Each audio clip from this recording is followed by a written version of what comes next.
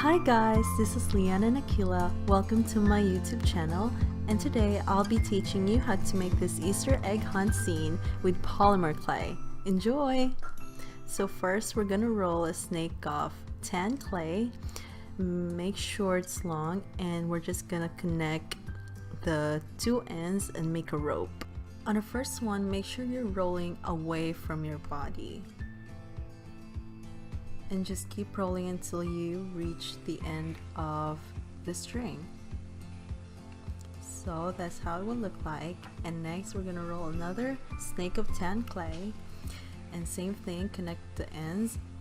And this time the tricky part is, before we were rolling away from our body, this time we're gonna roll towards our body. So just keep rolling until you reach the end of the snake. Once again, roll towards your body.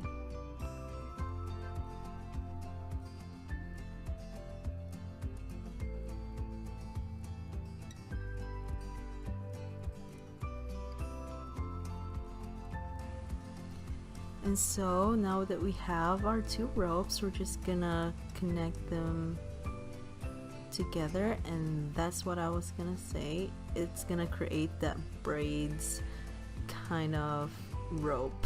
I don't know. And what I have here is a cookie cutter that I covered with tin foil and dusted with cornstarch, and we'll use this as the base or the mold of our basket. And I'm just bonding them together with TLS so that they're gonna really stick. And as you can see, I'm just cutting it into three, making sure that it's gonna cover the base of the cookie cutter. And once again, make sure you've bonded them with TLS. That's how it should look like. And I'm just placing my cookie cutter and trimming off the excess. And also make sure you have softened the edges so that it's gonna look seamless.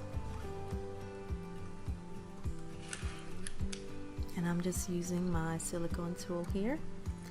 And the sides of the basket, same thing, same process, just make a rope. One's gonna be rolled away from your body and the other one's gonna be rolled towards your body. And that's how it's gonna look like, a braid. And I also added another rope, so it's gonna be 3 ropes later on, as you can see. And I'm just trimming off the excess. So that's how it should look like, and just blend the edges. And then you can bake it according to your package instruction. And I'm just gonna bake this for 10 minutes.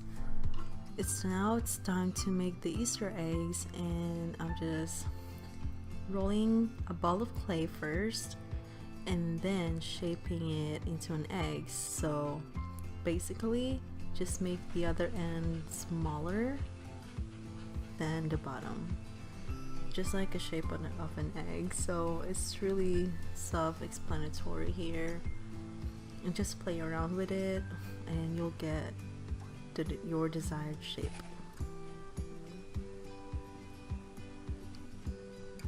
And these are the eggs that I've made. I'm now gonna set them aside. Moving on, I've removed the mold from the clay. It's baked already. And now we're just gonna make the handle, and I'm just making a rope here and bonding it with TLS or liquid clay. Make sure to blend, and I'm just grabbing a tin foil to support the handle while baking. Moving on, we're gonna make the base of our scene, and I'm just taking out some lolly sticks, and I'm using super glue to bond them. I used 8 lollipop sticks all together, and grabbing some fake moss, I'm just assembling it onto our base before gluing them. And instead of using super glue, I would recommend to use hot glue because it works so much better than super glue. And then onto the bottom of our scene or the base, I just grabbed a craft cloth and glued it to the bottom of the lolly sticks.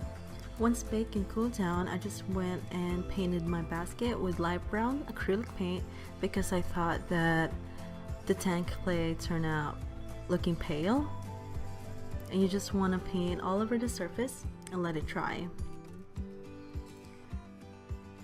And moving on, I let the eggs cool down while before glazing them. You can glaze them once you have assembled them, but I just decided to glaze them individually, and trust me, it wasn't easy.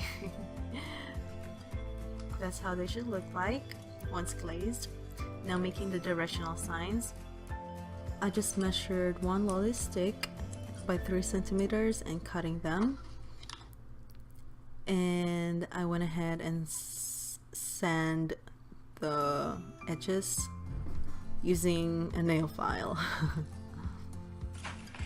And here, as you can see, I'm just assembling them and then painting them with light blue acrylic paint. You can choose any color you want, and I blotted them with tissue paper, and I decided to cut them to form an arrow for our directional signs. And before painting, I was just writing what I wanna right there with a pencil before painting them with black acrylic paint using a small dotting tool. This just helps so that you won't make any mistakes, and that's how they should look like. And here I'm just assembling them before putting on some hot glue.